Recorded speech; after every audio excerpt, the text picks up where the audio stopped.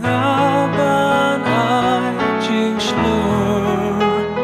xiao xiao hang ta bangam pasiao ki jikus lai.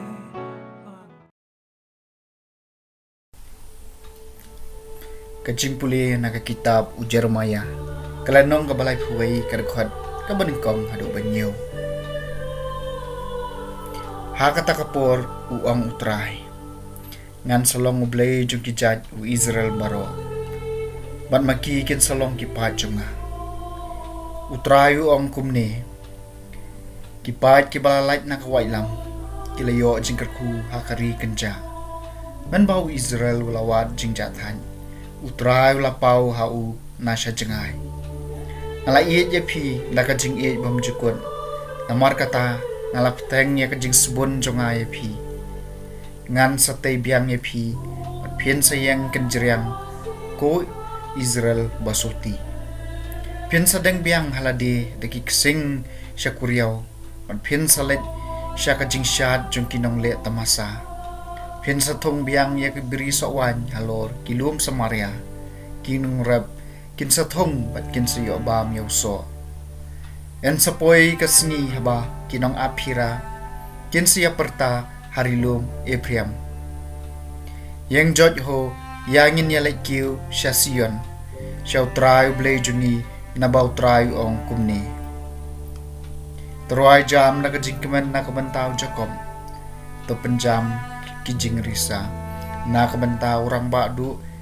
kijat benriu to penbena to kan hoyero batoong utrayu la pelat ya laupan ya kibadang sa u Israel kaktien jong utray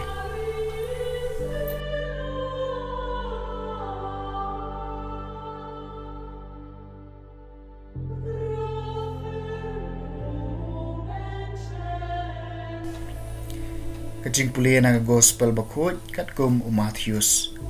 kalenong kabakat san kat khot arpuway hadu arpu pra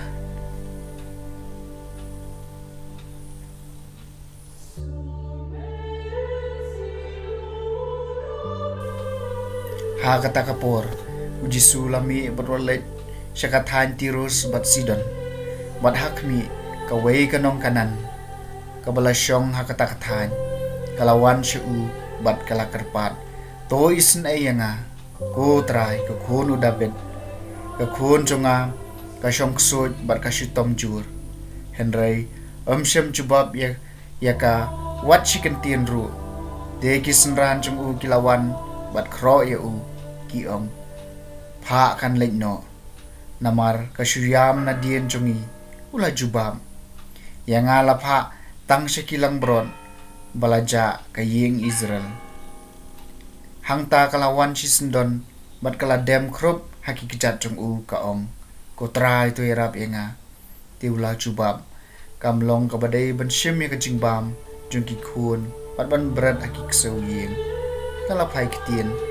kata kabadai ko trai Henry wat kikseu yeng ki ba mi kilang khot lang khai ki bahab na kami ki kan rat jongki Deu Jisu la jubab ya ka ko kong shisha phikrau ka jinget to kan urlong api kumba phikwa padha ka tahi ka khlemat lap pen ko ya ka khun jongka ka gospel jong trai